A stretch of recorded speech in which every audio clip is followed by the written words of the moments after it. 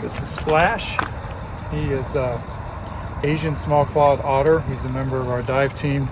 He's trained to find evidence, and he does forensic recovery for human remains. Well, we use the dog initially first right now with him, and we've been training him. He's been training for a little over a year.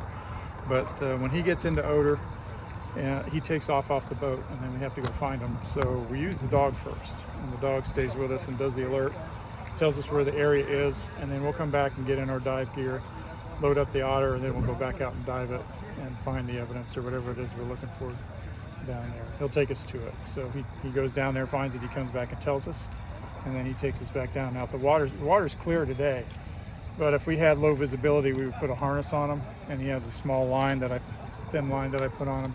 He'll go back and stay right where the evidence is at and wait for us, and then we'll follow the line down and we find him there. Then we'll release him, and then he'll go back, either go find something to eat or he'll go back to the boat, one or the other. So, he's been deployed. This will be his 27th deployment, and he's had 6 recoveries so far. Wow. So yeah, so he's batting good.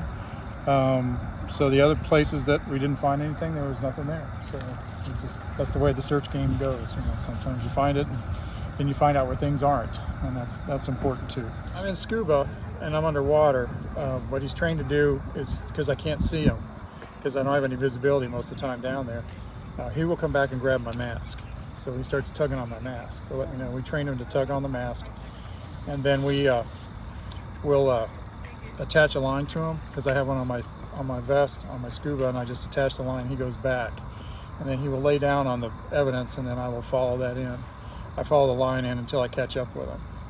And then once I find it, then I'll pop a buoy to let the surface crew know that I've got it, and then we cut him loose, and then he'll go either back to the boat or go find something to eat, one or the other. So I'd seen him work him when I lived in Thailand. I saw him over there working him, and then I came back here, completely forgot about it. And then I was coming home from a case out in California, and I read an article about how these guys work odor underwater.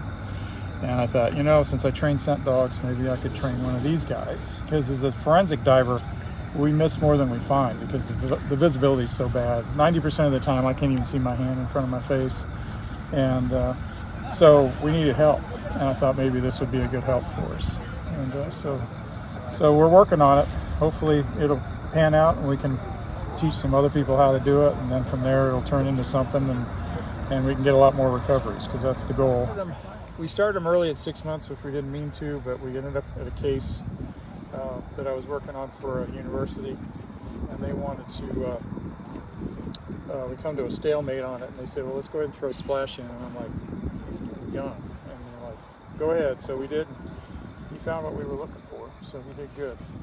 So we ended up starting him a little early, and he got discovered, and then people have been calling for him ever since. So we'll keep going as long as we can. Right, buddy? Yep. Sweet.